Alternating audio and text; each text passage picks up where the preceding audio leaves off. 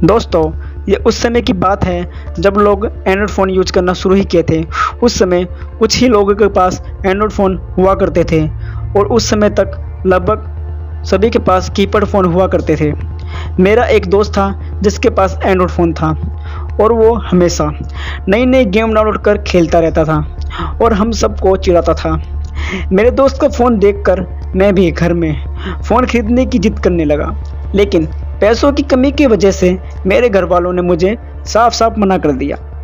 कुछ दिन बाद मेरे पापा का एक फ्रेंड एक सेकंड हैंड एंड्रॉयड फ़ोन बेच रहा था। फिर मैं मेरे पापा से ज़िद करने लगा, तो मेरे पापा ने वो फ़ोन खरीद लिया। वो फ़ोन अधिकतर मेरे पास रहा करता था और उसे ज़्यादातर मैं ही यूज़ किया करता था और हमेशा गेम्स खेलता था। कुछ सालों बाद इंडिया में व्हाट्सएप लॉन्च हुआ, जिसके बाद सभी एंड्रॉयड यूज़र व्हाट्सएप इंस्टॉल कर उसे यूज करने लगे। मुझे व्हाट्सएप के बारे में इतना पता नहीं था। मुझे लगता था कि व्हाट्सएप एक कॉलिंग ऐप है। तो कुछ दिनों बाद मैं और मेरे सभी स्कूल फ्रेंड्स पिकनिक पे गए और हमने वहाँ बहुत ही मज़े किए। हम जहाँ पिकनिक पे गए थे वहाँ एक शमशान घाट पड़ता था और हम वहाँ जाकर फ़ोटो भी क्लिक किए थे। लेकिन जब मैं शमशान घाट में होता था तो मुझे कुछ अजीब सी फीलिंग होती थी। मुझे लगता था कि मेरे आसपास कुछ अदृश्य शक्तियाँ भटक रही हो। तो हम सब अपने घर चले गए और मैं अपने घर जाकर सो गया, क्योंकि मैं जब वहाँ से वापस आया तो बहुत थका हुआ था। तो अगले दिन जब मैं मेरे दोस्तों से मिला तो मेरे दोस्तों ने व्हाट्सएप इंस्टॉल करने के लिए मुझे बहुत ही फोर्स किया। तो मैंने व्हाट्सएप इंस्टॉल किया और अपना नंबर रजिस्टर किया।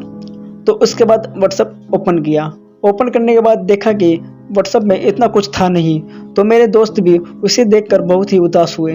मेरे दोस्त सोच रहे थे कि व्हाट्सएप फेसबुक जैसा एक ऐप होगा। तो हम इसके बाद फुटबॉल खेलने लगे और अपने अपने घर चले गए। जब मैं घर गया तो रात भर अपना गेम खेल रहा था। जब मैं गेम खेल रहा था तो उसी वक्त मुझे एक अननोन नंबर से व्हाट्सएप पर एक मैसेज आया। तो मैंने व्हाट्सएप ओपन किया और उस मैसेज का रिप्लाई किया। तो मुझे आगे से कोई रिप्लाई नहीं आया। तो मैं ये सोचने लगा कि ये मैसेज किसने किया होगा और ये सोचते हुए मैं सो गया। तो अगले दिन मैंने उसी अननोन नंबर पर कॉल किया, लेकिन कॉल नहीं मिला। तो मैंने अपने सभी दोस्तों के फ़ोन से उस नंबर पर कॉल किया, लेकिन किसी भी दोस्त के फ़ोन से उस नंबर पर कॉल नहीं लग रहा था। तो ठीक अगले दिन रात को मुझे उसी अननोन नंबर से व्हाट्सएप पर वापस एक बार मैसेज आया। तो मैंने रिप्लाई करते हुए कहा कि कौन हो आप। तो मुझे आगे से एक वीडियो कॉलिंग आई। तो मैंने वो वीडियो कॉलिंग रिसीव करी। रिसीव करने के बाद मैंने देखा कि उस वीडियो कॉलिंग में मुझे शमशान घाट दिख रहा है। मैं ये देख कर बहुत ही घबरा सा गया और उसके बाद कैमरा थोड़ा सा मुड़ने के बाद मुझे दिखा कि मुझे एक इमली का पेड़ दिखने लगा। इमली के पेड़ के ऊपर एक सफ़ेद रंग की साड़ी पहनी एक औरत बैठी हुई थी।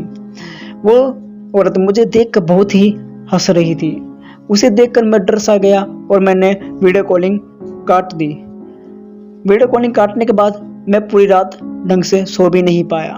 तो उस रात के बाद से मेरे साथ अजीबोगरीब घटनाएं होने लगी। इन घटनाओं से मैं परेशान हो गया और मैंने ये सभी बातें मेरे चाचा जी को बता दी।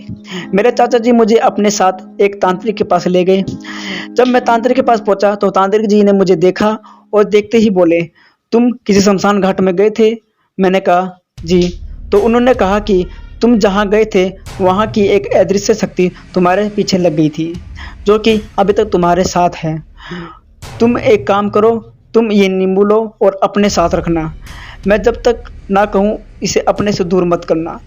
तो जब से मैं ये नींबू अपने साथ रख रहा हूँ और उस समय से मेरे साथ कोई भी अजीब घटनाएं नहीं हुई।